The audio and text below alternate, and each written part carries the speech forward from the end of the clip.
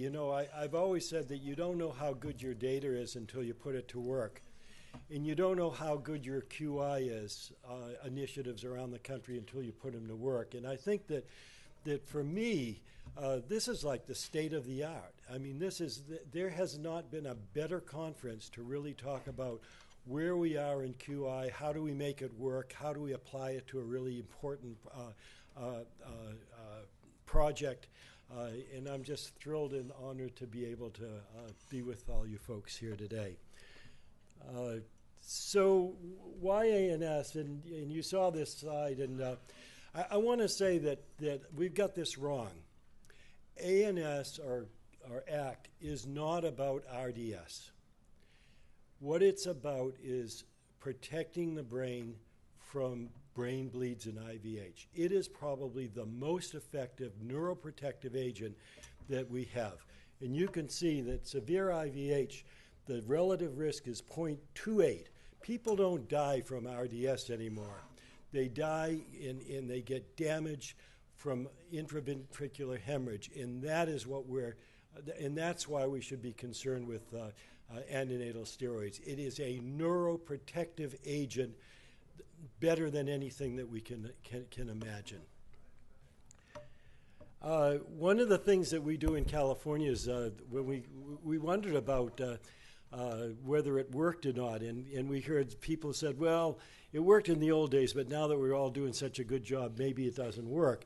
And so we actually did a run to see whether it worked or not. And we did this in 2011, and you can see mortality is dropped down. It's not due to RDS. It's really due to brain bleeds.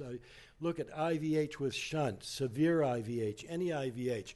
This is a neuroprotective agent, the likes of which you can't imagine. I mean, this is incredibly impressive. So when we're talking about the need for antenatal steroids, sure, it decreases your RDS, but what it really does is it protects the brain from really terrible, terrible consequences. It also shortens your length of stay for the extremely low birth weight. Now, the difference between 77.7 and 80.4, that difference in days doesn't seem like a lot, but when you go to case rates, that's a lot of money. That's especially for a baby that's under 1,000 grams. That's big money. So for those folks that are, how do you engage your hospital administrators to support QI? This may be one of the ways to do that. Vermont, Oxford, I gave Jeff Horbar a call to ask him what was going on nationally, because that was the topic. And so in 2012, he was around 80.5%. I used to give a talk when I was at Berkeley in public health called the tyranny of the average statistic.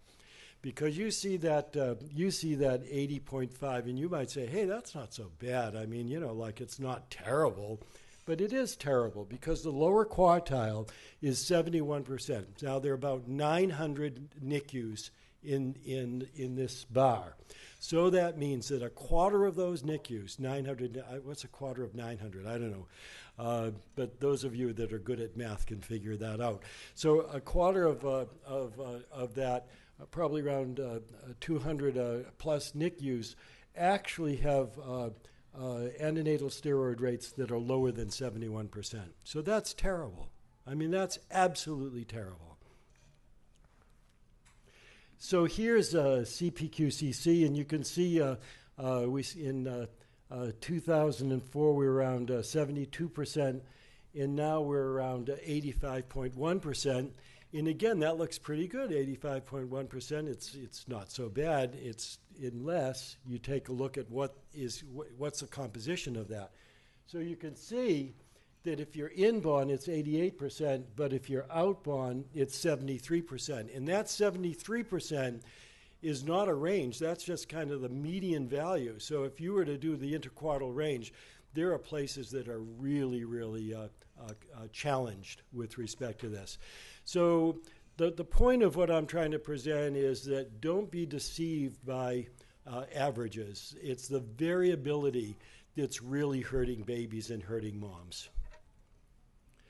So here is when Celeste will talk a lot about the Joint Commission, but we're trying to compare the CPQCC without exclusions with the Joint Commission, and you can see that the antenatal steroid in this 2013 was about 86% was the median if you don't use exclusions. If you use the exclusions, then we get about 94%.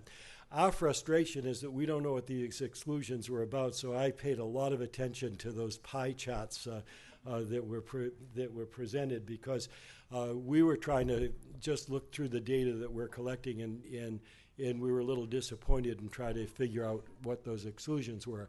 But you can get a sense of what you might want to add to a Vaughan, the traditional Vaughan metric, if you want to get a sense of what that might be with the Joint Commission metric. So that's, again, just to give you.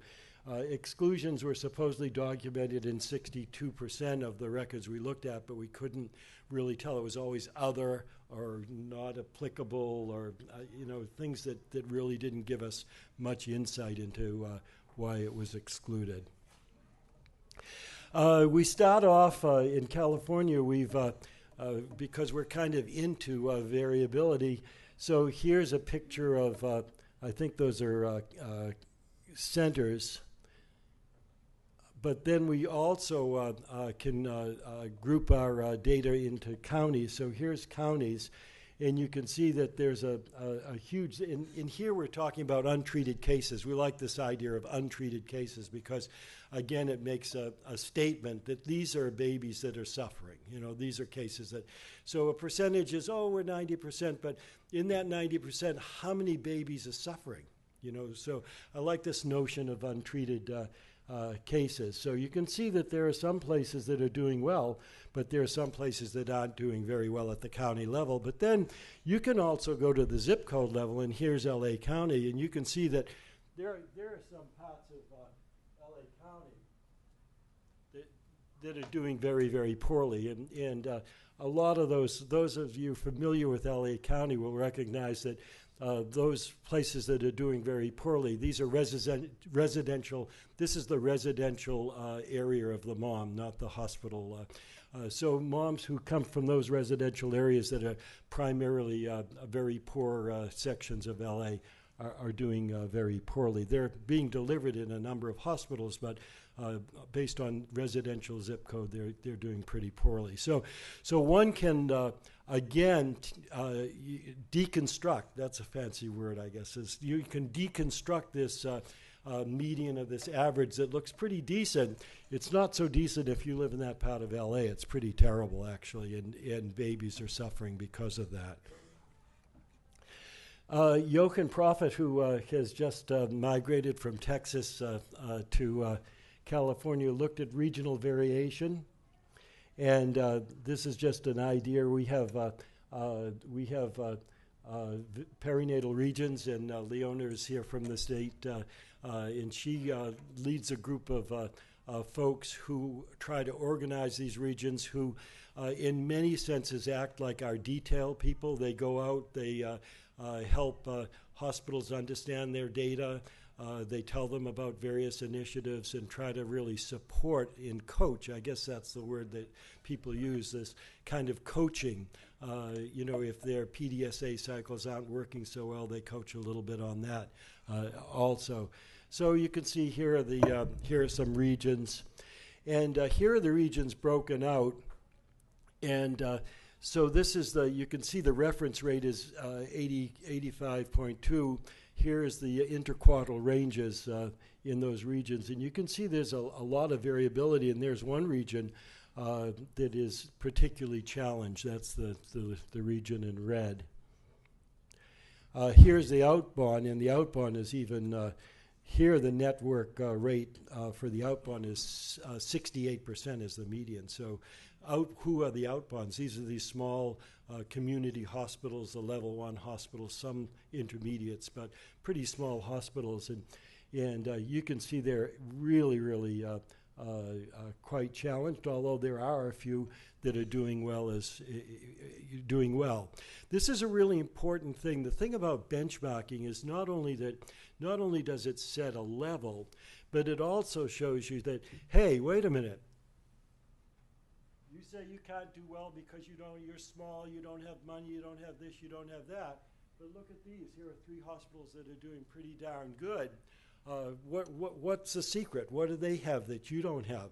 So when you talk about benchmarking, it's not only important because it shows you where you are relative to some benchmark, but also it shows you what's possible.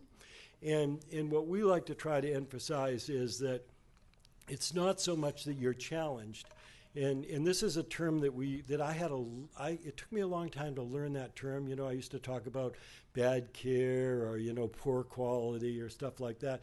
But I think that what we like to do is to think of these folks as challenged, and we think of the role of the collaborative CMQCC or CPQCC is to really help people overcome their challenge. The idea being that everybody wants to go to bed feeling, wow, we took really great care of our patients today. We did, it was just felt really good. And we want everybody to have that kind of feeling. So there, as you can see, we've got a lot of work to do here. So this is kind of interesting that the point here was that there's more variability in lower performing regions. You can see the top performing regions have much less variability than the lower performing regions. But one of the points is that even in regions that are performing high on average, there are some very challenged NICUs. And even in regions that aren't performing very well, there are some NICUs that are achieving quite nicely. So again, this is a kind of variability. The question that we ask when we see these data is, what's the secret? What's going on in that place that's doing so well? So we're starting to do some qualitative analyses to go out and visit and call up and say, well, what are you doing about antenatal steroids? How are you able to achieve this? Given your small staff and your all of the things that you're facing, what is it? And on the other hand, we're trying to go to some of the places that are challenged, which is a little more difficult to find out. Well, what have you tried? This is a problem. Well, have you tried to overcome it? Did you try a PDSA cycle, et cetera? So I think there's a lot to be, as you start to think about a statewide collaborative, you start to think about doing some of this stuff, that the data is very, very important because it not only tells you where you are and where you're going, but it also gives you clues to people that might be challenged and people that might have overcome those challenges in very interesting and innovative ways. So one of the things that we're kind of looking at here is the potential for a force field analysis. And I think force field analysis is a very, very important tool. Here are all the, this is one of the things you get off our website. So this is the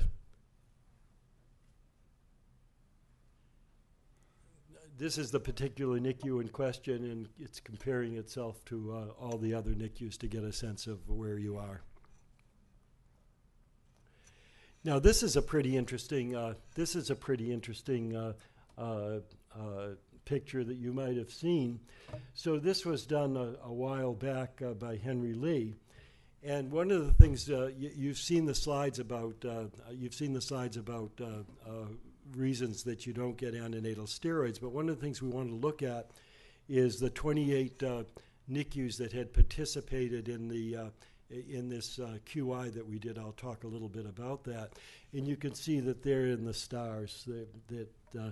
We've held the gains, and even over a number of years, they're doing pretty well still.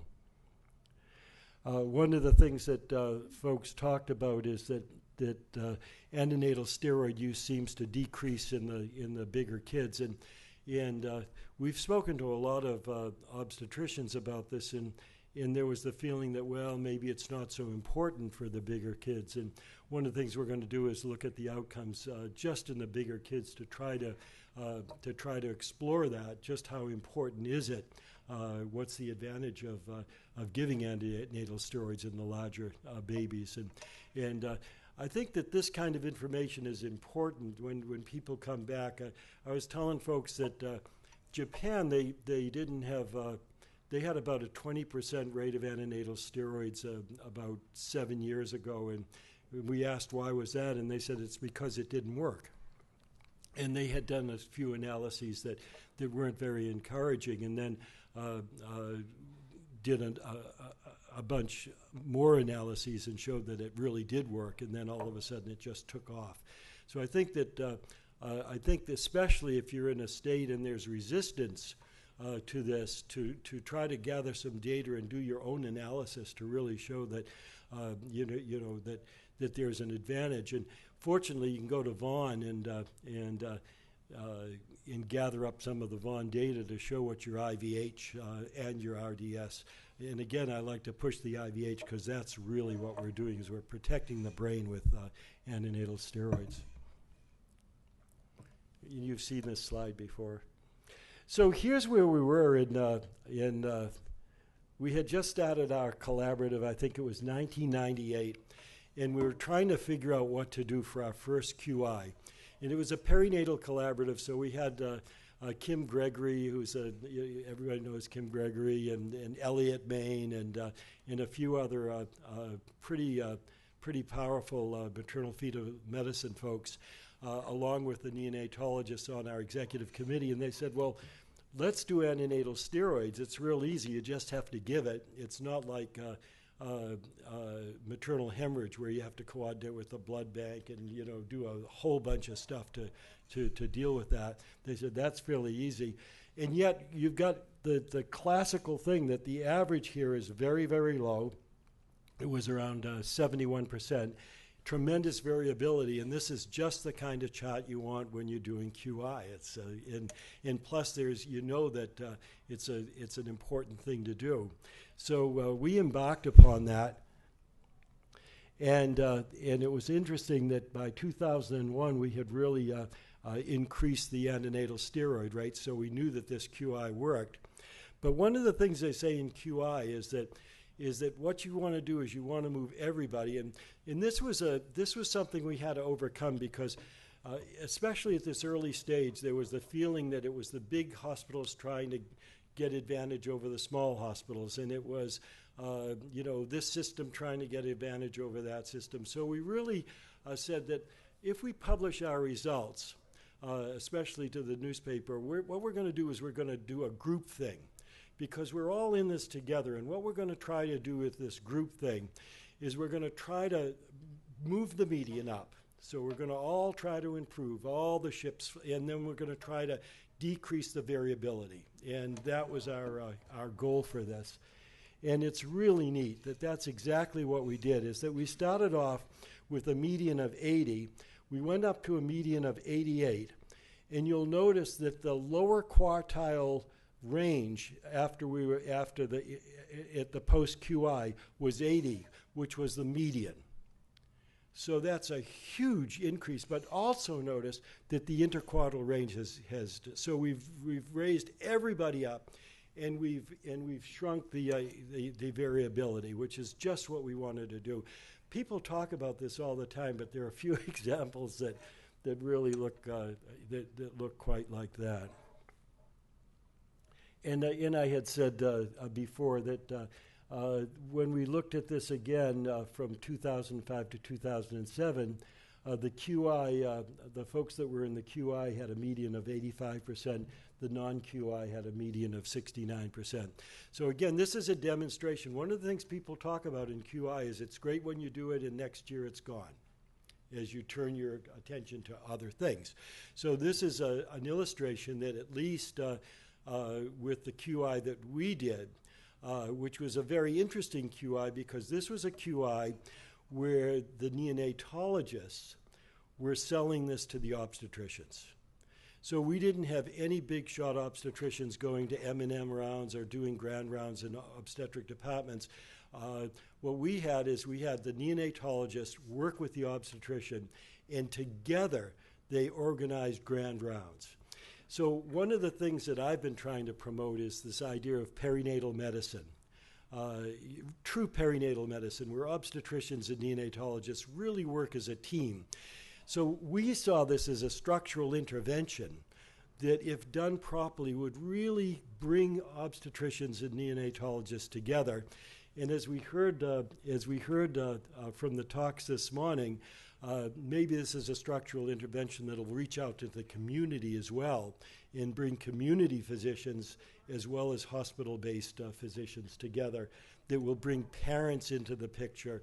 And it's a rare opportunity to find a structural intervention that is relatively straightforward, although there are some problems, relatively straightforward, that has the ability to really bring in families, to really bring in obstetricians, community pediatricians. Why a community pediatrician? Well, if you're caring for a woman who's had one preemie, the likelihood of a second preemie is really high, so why not talk to her about antenatal steroids as well as the other things? So this is a tremendous opportunity for the field to really bring people together around this one intervention. So there's a rationale for improving antenatal steroids. Beware of looking at averages. And you've heard this all, that the rates are low, that there's 25% of the high-risk pregnancies don't even get antenatal steroids. And it certainly works. So that's kind of stuff you've heard already. But, unfortunately, QI requires data. And one of the questions is what to dashboard. We heard about how important it is to dashboard, but what should we be dashboarding? We certainly want to dashboard the percent of antenatal steroids, but we should probably also be dashboarding the percentage of ineligibles and why. And you saw those pie charts, because there's so much. If you're really going to do QI, you have to know why you're failing, or if you're failing. So it's really important. And then your percent of RDS, I guess for historical reasons, although, I think it is really historical. But the really big thing is, I think we should be feeding back is our percentage of severe brain bleeds, because severe IVH has an RR of 0.28. It's a 2/3 reduction if you get antenatal steroids. It's huge. So anyway, what to dashboard? And then the even bigger question is, how do we determine antenatal steroids? Well, we can use neonatal database feeds. We can use the Joint Commission approach, which you'll hear in a little bit. Or you could use the birth certificate. And Milt called me the other day and said, well, what's the relationship between birth certificate and CPQCC? And so we actually looked at that. And so we just ran these last week for Milt, and it's pretty impressive. The reason we went up to 2010 is that's our merged. We have birth certificate, discharge summary, CPQCC, and census, big file. And you can see that there's a tremendous underreporting. So you might say that, well, maybe the birth certificate's not a good thing to use. Well, I can tell you it's not a good thing to use today. But one of the things we've been doing as part of our QI, and Leon is smiling, is we've been actually, state MCH has actually been fostering and partnering with Vital Records to train the Vital Records folks. And there are yearly gatherings, and there's been a number of workshops that we do. We didn't start with antenatal steroids. We started with birth weight and a few other things. But one could go to birth certificates, make a case as why it's so important. In this case has to be made not to the doctors, because they never go in the cellar where birth certificates are kind of processed. This is a case that has to be made to the abstractors. And it's really important. For CPQCC, we have a data abstractors group. We don't do anything without their permission. We don't change a form. We don't change a definition unless the data abstractors executive committee meets and says we can do this. So I think that it's the same thing. If you want to do this birth certificates, you can't do it without the birth certificate abstractors at the table really telling you exactly what you should be doing to your record in order to make things better. And here's the segue to the next talk. So in conclusion, I think antenatal steroids is an effective neuroprotective agent that is significantly underutilized in at least 25% of all U.S. Birthing facilities. And we'll get more insight onto this with our next speaker, who's Celeste Milton from the Joint Commission.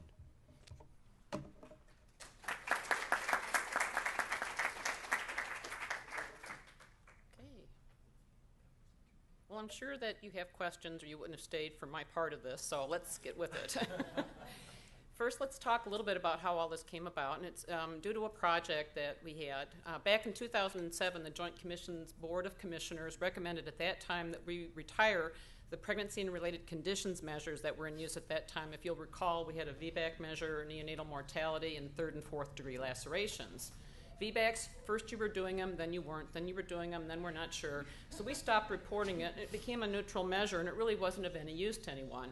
And fortunately, neonatal mortality and 3rd and 4th degree lacerations weren't very prevalent, and there really wasn't a lot of movement in that. So we really wanted to get something that was more based on current evidence. So to that end, we went to the National Quality Forum, who had convened a project for perinatal care back in 2008. They brought in experts. They reviewed a number of measures that had been submitted at that time, and they endorsed a total of 17 measures. That same year, we at the Joint Commission appointed a technical advisory panel, and they still work with us throughout this. We brought them into the Joint Commission headquarters the first part of 2009. We took the 17 measures, we reviewed them with the panel, and they recommended the 5 that currently comprise the perinatal care measure set. During most of 2009, my life was spent working on the measure specifications, putting them into a standardized fashion so that if we're looking at a specific element, such as admission date, it's defined the same way in the perinatal care set that is in the pneumonia set and so forth. So there was a lot of work to be done to standardize things. And we posted our first manual in the fall of that year. And then, as I mentioned earlier, April 1st, 2010, we actually began national data collection. So when we talk about core sets, and that I'm going to be talking about just one measure out of one today, the Joint Commission actually has 14 of these, so this is just a snapshot of what we have. Now, we have what we call oryx requirements. Oryx is some sort of animal from Africa. It doesn't mean anything. They thought it sounded cool. It's an acronym for our measurement requirements. So if you're accredited by Joint Commission, in the past, you only had to have 4 core sets that were required to be reported, but we did a whole sea change at the beginning of this year. So if you're up on this at all, now it's 6 sets instead of 4.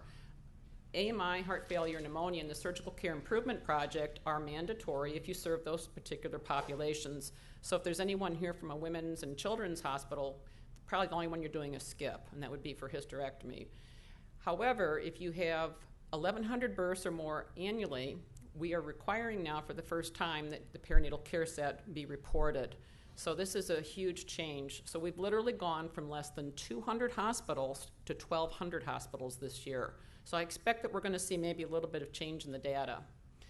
Other thing that we're doing, this is just a little advertisement, we are doing a certification program that we're putting together for perinatal care with a very strong focus on normal physiologic birth. And this is going to be through standards and clinical guidelines and performance measures. Obviously, the PC set will be one of the core tenets of this. We anticipate this will be available to hospitals by the middle of next year. We're currently going through standards review and on-site pilot testing. If you're interested, there's an email address for you to contact. Now, as we talked earlier, this is a core set, and this is just to show you the 5 measures that comprise the set. And I'm going to be focusing primarily on PCO3. But as some of the previous speakers have indicated, there are problems sometimes with certain things. So each one of them kind of plays off the other. It gives you kind of a picture of what's going on with perinatal care. You know, if you're allowing a lot of early-term elective deliveries, you may not be looking at as closely as whether they're getting the steroids, whether you're really promoting and supporting breastfeeding. I was kind of glad to hear that's something that's going on here in Illinois, my home state, that dear to my heart. So let's talk a little bit about the set, how it's comprised. We have 2 populations. The first 3 measures look at the mothers. So we're actually looking at the mother receiving the antenatal steroid, even though it's for the benefit of the baby, as we've discussed. And then, of course, the last 2 measures look at the newborns. We also look at domains of care, and within these 5 measures, we're going to be focusing on prematurity care, which would be our 3rd measure. So this originally came to us from the Providence St. Vincent's Hospital and the Council of Women and Infants Specialty Hospitals, the CWISH. This is a process measure, and we're actually looking at a better rate as far as noted improvement. And I don't really need to go into all the details because this has been discussed, but this actually is a really long-standing recommendation back to 1994, and I know they revisited it in 97 or 98 and didn't change anything. And it's a really easy, inexpensive intervention that can really reduce a lot of morbidities for these newborns. So now when we look at our measures, everything is standardized, as I indicated, and the denominator is going to be the larger population. So we're only looking at those mothers that have reached 24 to less than 32 weeks, so they'd be 31 and 6 days. I know that the recommendation is to go all the way up to 34, but the membranes have to be intact. So as we talked about this, we felt it was going to make it overly complex for the hospitals. So for our first go-around with this, we said, let's just make this easy. You don't have to worry about whether the membranes are intact or not. Let's take a look at just these patients. Then of those, to get into the numerator, which is where you want to go, we're looking for initiation. Now, I know there's talk about the complete course, which would be 2 doses of betamethasone or the 4 of dexamethasone. We started out actually looking at that, but what we found was there was never an order written when we went on our on-site visits that said, give just 1 dose now, and then they came back 24 hours later and wrote an order for a second dose. So it was never a problem of getting both doses ordered. It was looking then to see if that second dose was given, and in many cases there was a delivery. So it was very burdensome for the hospitals to find that. So the key was, as we talked with our advisory panel, is let's just make sure it's initiated. When we look at populations, in order to identify patients for this, they have to have been pregnant and delivered during that hospitalization. So we work off of ICD-9 codes, and these are the 4 tables in our Appendix A of our online manual. We also exclude certain patients, so we felt that we got the right age range, and we actually ran a report and nobody fell out, so they were either they were within this age range, and a length of stay of greater than 120 days. This has to do with billing cycles and kind of aligns with the Centers for Medicare and Medicaid's core measures as well. And if a patient would be enrolled in a clinical trial, but it'd have to be directly related to the fact that they were pregnant. And then finally, there's a documented reason about not initiating it, and we'll talk about that here in just a second. In addition, we understand that fetal demise would obviously be a reason that you wouldn't be giving that, and we can actually identify that with a couple of ICD-9 codes, so we have a table to pull those cases out. And then we're just restating that if you haven't reached 24 or if you're 32 weeks or greater, that you're not a part of this measure. We work with data elements with all of our core measures, so these are the questions that are asked and answered by formulating these. For example, how old is the patient? Admission date minus birth date, length of stay, admission date minus discharge date, and so forth. So these are pretty standard data elements that you see here. Then we have additional ones looking at those diagnosis codes, as I just talked about, that would either include or exclude them from the measure, and then gestational age, and then finally a reason for not initiating it. So let's talk about what some of those reasons would be. As I indicated earlier, we were looking at a full course, and we have changed that now to initiation. And we know that there are a number of implied reasons, such as they have fetal anomalies that are incompatible with life. We know that they have choreo. We know that there might be an imminent and emergent delivery. Now, that was a difficult one, so we kind of went back to the panel and said, we're getting questions about this. How quickly should they be responding and doing this? What would be a reasonable number? And this is not evidence-based, but this was recommendations coming back, consensus from our advisory panel, that it has to occur within 2 hours after admission. So that kind of sets the bar. So you're thinking right away, okay, if everything's going well, we need to get this on board and start working on this so that you're not waiting 24 hours later and that first dose hasn't even been given, and then all of a sudden they deliver.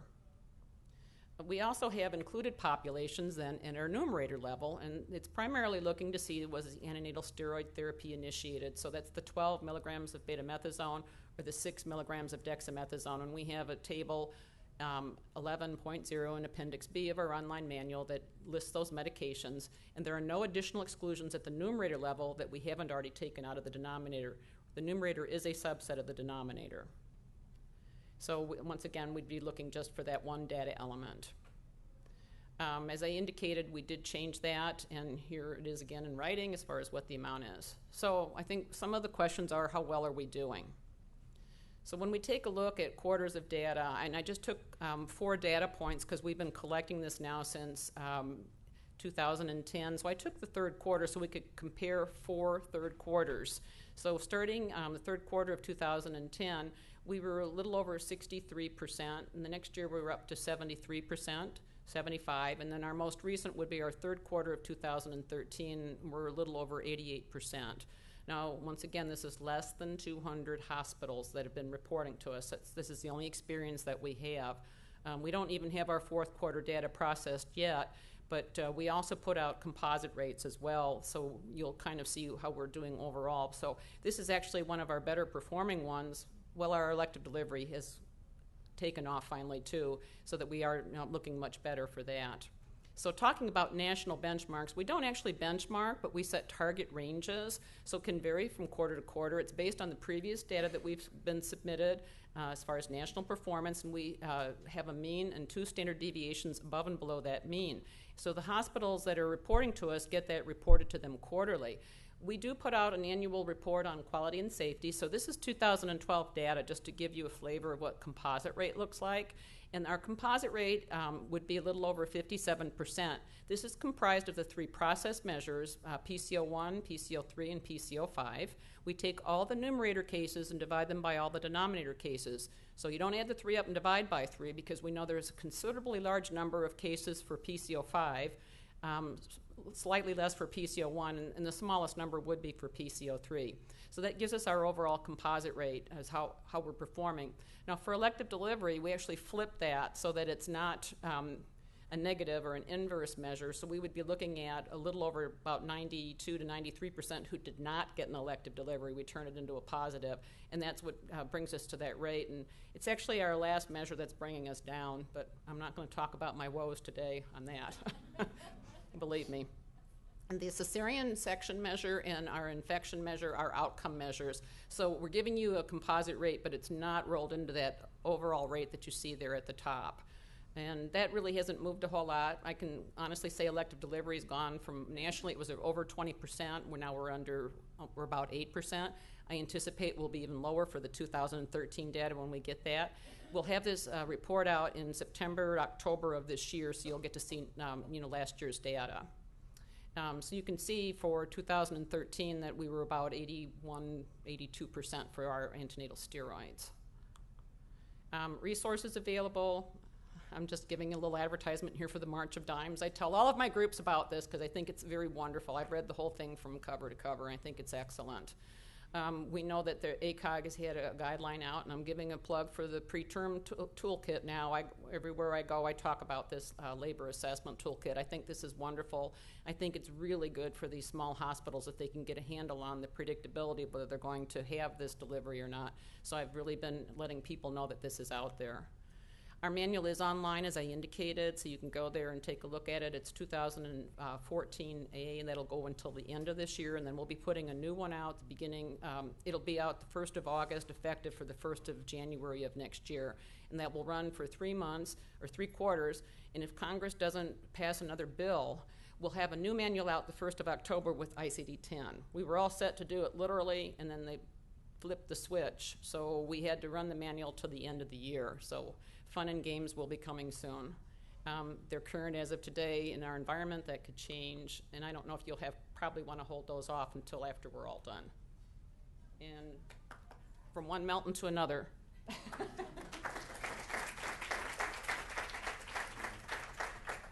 Okay, well, we start with this. So thank you again. Get you at the beginning of the day and the end of the day. I really am sorry that I wrote my slides before hearing everybody's presentation, so I'm going to change them as I go along because I really wish I would write a slightly different, but I had a few ideas, and my main focus really was to think about data systems. You know, in my real other life, I'm sort of like an epidemiologist and a data systems person. I was trying to think, what should we do for data systems in this area? Let me just say, this is my sense of ACT measurement nationally. There is no national measurements of ACT usage. We have heard a few things, so maybe I'm a little off there. I think we actually have somewhat of a limited vision, although listening today, I'm not sure how limited it was because it was pretty expansive of what we're trying to measure about ACT, but what an AC data system might look like. We have competing and limited ACT measured systems. I'm going to talk about that. We have 2 different needs that we hope are the same but are actually sometimes have different data sets and different responsibilities, the hospital-based efforts and populations, the CQI efforts and population-level surveillance.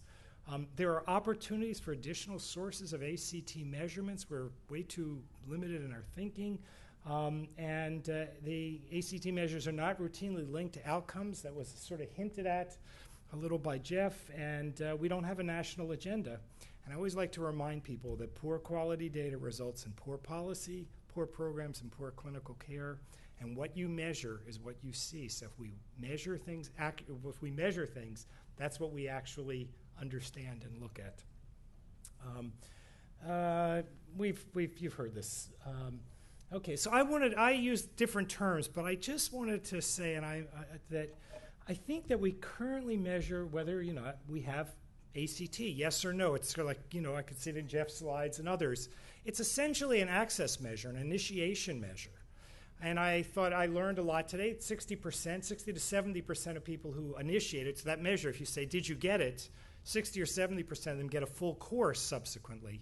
But I do want to think that there is both issues of access and issues really around efficacy, sort of thinking about whether this whole course was actually met. Did people really have the time and opportunity for antenatal corticoid steroids to work? And they're actually slightly different. And those of us who use a single measure are actually not telling the whole story. And if we're going to have a national data strategy, we should do this. You could hear that in several of the presentations, several from the hospitals and others, they can give you both sets of measures. It's not like it's not possible. But as we just heard, for example, from the National Quality Forum and others, the various groups are only doing initiation, and I'm here to make a pitch for us as we think forward on this topic to be thinking other measures in addition.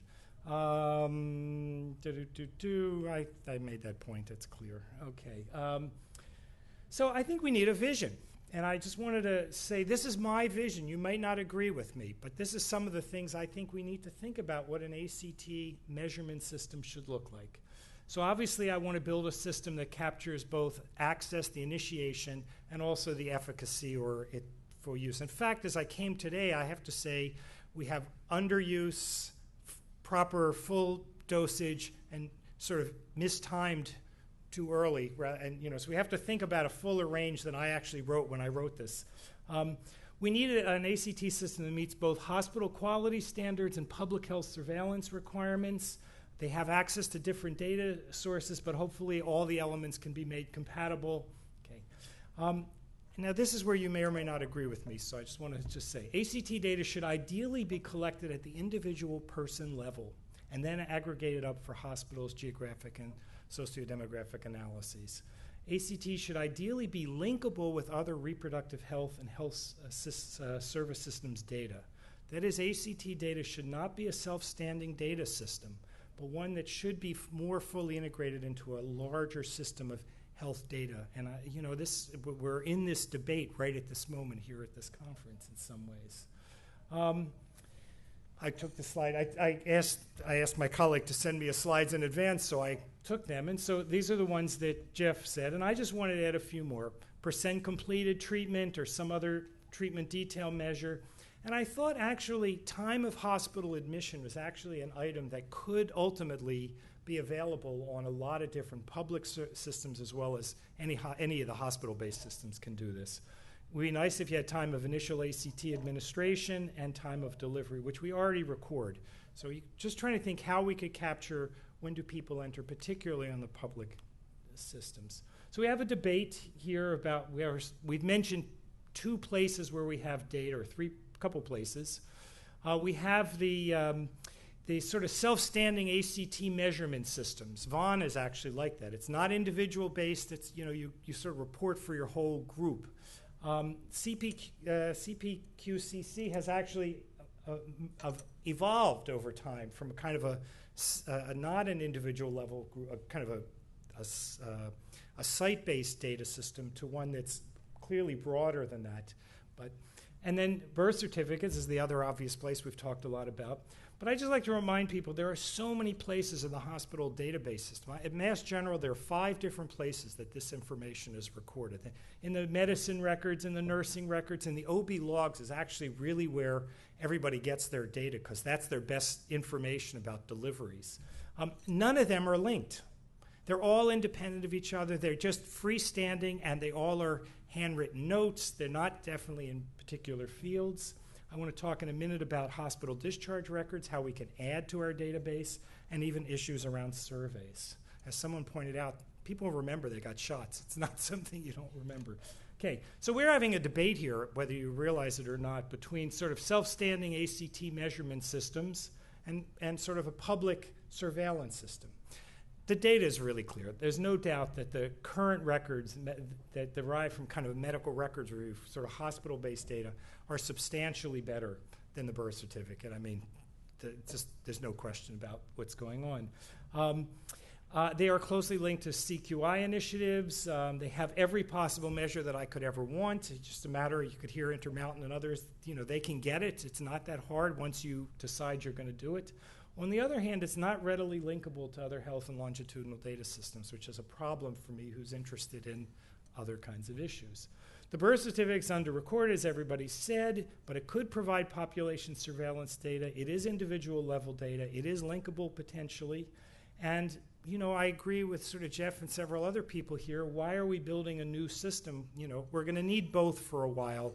I wish that weren't the case, but I don't want to give up on the birth certificate because it's a well-established system, and if the data was good. And the electronic birth certificate allows for timeliness. There's been a big improvement in the birth certificate side of the world, so we need to think a little bit about that. But I do want to just point out 2 or 3 things on other sources. So this is really where one of the sort of, have you had a national strategy? The antenatal corticoid steroids is not an ICD-9 or even an ICD-10 separate code. This is really an amazing fact. This is a really important topic, but you can't go into your medical records and pull out your ICD-9 code on this. In fact, the birth certificate is one of the few places you can sort of get it, which is why some people look at it, unless you personally go in a hospital. So, and ACT, it's a cheap, let's face it, folks, this is cheap. It doesn't cost very much money. It's not billed separately. Global billing it's in. There's a lot of places it appears, but it's not a separate billable item. So why aren't we advocating for a separate ICD-9 code? There's a process for getting ICD-9 codes, and it's really ICD-10 anyway, which we all should have been on 10 years ago, but that's another issue. But why aren't we out there working in those organizations to get this in as a separate code? This would change our ability to capture a fair amount of information much more quickly and much more appropriately. The electronic medical records, that's the big thing of the near future, but it's not clear in electronic medical records where in electronic medical records this fact would be. Given that it's not a separate billable item and doesn't have its own code, I'm not sure electronic medical records are going to actually have this information unless we work collectively to actually make some change in that system. I like the California CPQCC hybrid system. Did I get wrong? Oh, well. It's the same thing, but it's just... Okay. No, they have a very interesting system, which I won't spend any particular time just noting that they use birth certificates and they link it to hospital discharge by essentially bypassing the hospital discharge agency in the state and getting the feeds directly from the hospital. The hospitals are sending it to the state, rate setting, the commission. They're just asking for that themselves and then link it. It's a very easy linkable thing. I think it's what Elliott Main and others are doing. It's a really impressive system, both for OB and for neonatology. So I like it very much, but it still needs a good marker. And we haven't thought about whether you could ask parents about this question on prams and other things. Parents tend to remember some of these things. They may not be perfect, but I just wanted to at least get it out there. There's a lot of stuff we could do to improve data quality. People have been talking about it, so I'm not going to spend a lot of time. I want to talk a little bit about enhancing analyses. So the first thing is, should ACT rates be presented with potentially associated outcome measures to assess for efficacy and impact? That's what I was hearing in Jeff's thing, and I want to say yes. I think that we present our rates, but we should present our rates in context with some other measures. There's not a one-to-one association between IVH and antenatal corticoid steroids, but if they at least are looked at in the same time, we begin to think, why are we doing this? What are we looking at? And I thought this was really important. I think we can skip. I did think the issue about transfers and regionalization that's a particularly important topic once we're thinking about systems, whether people get care or not.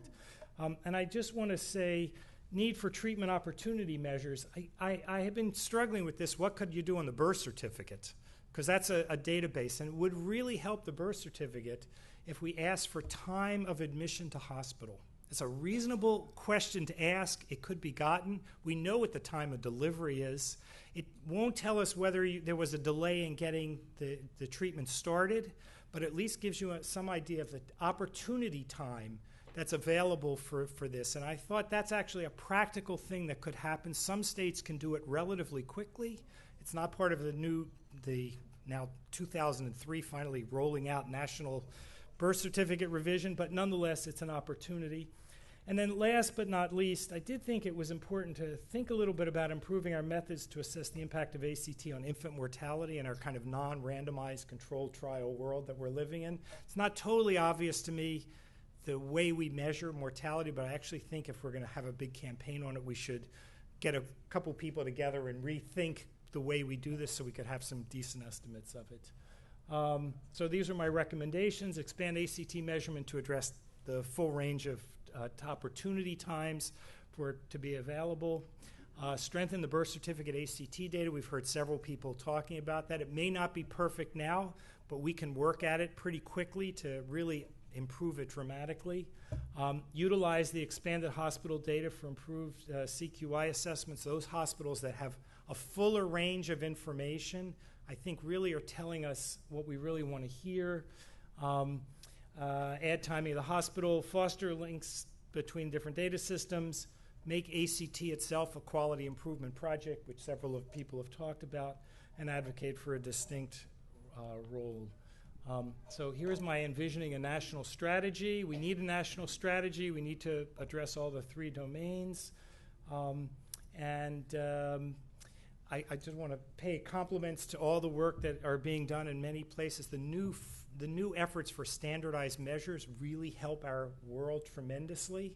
We may quibble over we should have done 32 or 34 weeks and more measures, but that process is really dramatically helpful. And I thought this conference, as Jeff said earlier, this is the highest quality data and the most thoughtful issues around data than any place that I really know of in our field. And I think we should take lessons, and I think we have to have some strategy about really where we're going, because we can do with the measures we have. They're not bad, but they could be a lot better, and there could be more opportunities to do things a lot more quickly. If we could get the EPICs and the new places to figure out where in our data systems and the medical records they're collecting this data, we could automate some of this and save even more money than we spend now. So I thought the conference got us going. I thank you very much, and I look forward to the conversation about it at dinner. I just wanted to make a comment, and this is really fantastic. There's only one thing we have to talk about. Anytime you talk about QI,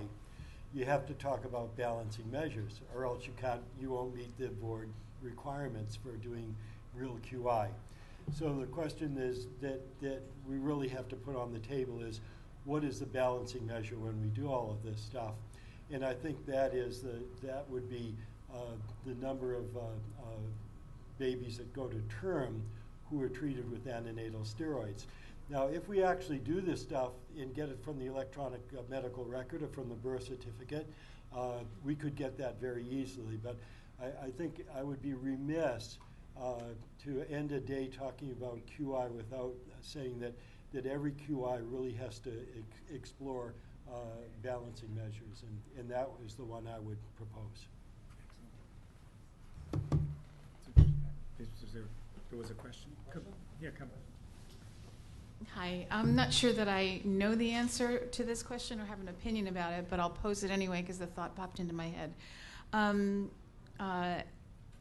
Is there any is there potentially any value when you're looking at, you mentioned the importance of knowing time of admission to the hospital, but I'm wondering if there is value in knowing the time of first contact in the hospital, assuming that many patients come in and maybe in a formal or informal triage setting for a period of time before they're actually admitted to the hospital. So I was just going to throw that out there. There's no doubt that you can actually, any good hospital data system has all of those different elements in it, and one could actually get each of those points. When did they first show up at the hospital? When were they admitted? When did they get their first treatment? I think that's why I thought the hospital QI world could much more easily map out that, and that world they could. From a public health surveillance point of view, I thought it's highly unlikely that we could ever get a data system up that would have that much precision, which is why I was pushing hospital admission, because I thought that was a fact. It's true that there could be time prior to admission. And I think, again, that was sort of the kind of delays that was talking about in the morning, sort of between once you decide to come to the medical institution until they really deal with you. Others might have a comment. Yeah, I think it's a really important thing to distinguish between quality monitoring and quality improvement. So quality monitoring, you can use, these kinds of things. But when a unit actually gets involved in the quality improvement, then they'll build an extranet, and they'll start to, like they may say, well, what are our goals? Our goal is timely administration, not just administration. And so internally, they'll start to, as they do their run charts and their data collection, they'll start to do this. So there are some things that almost, it's not even root cause. It's the refinement of the goal, and to do all of that in a national database or even a statewide database becomes very, very complicated.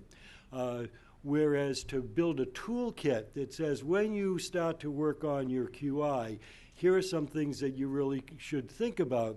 Are parents being involved? Is there, are the mothers getting in? What's the percentage of mothers who are dropping something? Stop and drops. Because if that's a big deal, you may want to engage with your community to work on that. And then what about mothers sitting around being evaluated forever in the emergency room before they go up to labor? So all of these would be part of a toolkit that would alert folks to various aspects of the ACT problem or the act of improving ACT. I was going to say, as far as the emergency room, there is a measure CMS has out about emergency room, and it would be the arrival time and the decision to admit and then the time that they leave. So they are tracking this already on a national basis, and I'm pretty sure admission time to the hospital is almost always recorded. And one thing I forgot to mention, that probably either this year or next year we will have our measure electronically specified. And one of the ways that you'll be able to derive the information would be through RX norm codes. That's how they identify medications in the electronic health record. So we have a team that I work with. I'm not a techie, but I'm learning an awful lot more than I care to know about EHR development. And we'll be working off of clinical quality data sets and ways of getting this information. So this is actually, in my mind, having done this with the elective delivery and the breastfeeding measure, which is far more complex, this is going to be a relatively easy measure to electronically specify. And at some point, then that'll be probably something that will be used. CMS has already adopted PCO1, as you know, and it's in the meaningful use for electronic health records. And in the proposed rule that just came out, in case you haven't read the 1,000-some-odd pages, they have added the breastfeeding measure as a voluntary future one for EHR, and then the Cesarean measure for like 2018, and it doesn't sound like it'll be voluntary. And we have just finished specifications on our Cesarean measure, and those are up for public comment. So there is a lot of traction going on in the electronic health world. It's going to be moving in that direction. I can guarantee that every core measure that Joint Commission has will be electronically specified at some point in the future. Can I ask you a really quick question? Or are you going to go? No, you can go. Just a quick question for Celeste. I'm sorry I stepped out, and so but I wanted to know if you guys addressed this issue of the 32 versus 34 week, given ACOG standard and obstetric practice standards is now 34 week steroids for everyone. We talked a lot about this on the March of Dimes Big Five. This problem of the standard is 34 weeks, but we have this Joint Commission measure that goes to 32 weeks, and it creates kind of a sticky wicket where we don't really know what to say to people. And so I'm just wondering if you could address that, how Joint Commission follows ACOG standards and practice, and if you do that and if you adjust for that. Did this just change, like how long ago? When did it? Was it, who knows? The rupture membranes are clarified. Yeah. So It it's just now, came out- it's clarified, it's 34 weeks. I don't know the date. Someone can look on their phone real quick. Like literally this year it just happened? Last year? The fall of last year? About a year ago. Okay. So, but standard of care is 34 weeks. Will the Joint Commission move to that? We'll talk with our technical advisory panel. I'm sure they'll recommend that. That would make things a Yeah. lot easier. I try to keep up with all that. I don't know how I missed that That's one. why we're here. Thank you. Yeah, just a little quick comment because we're at the end of the day.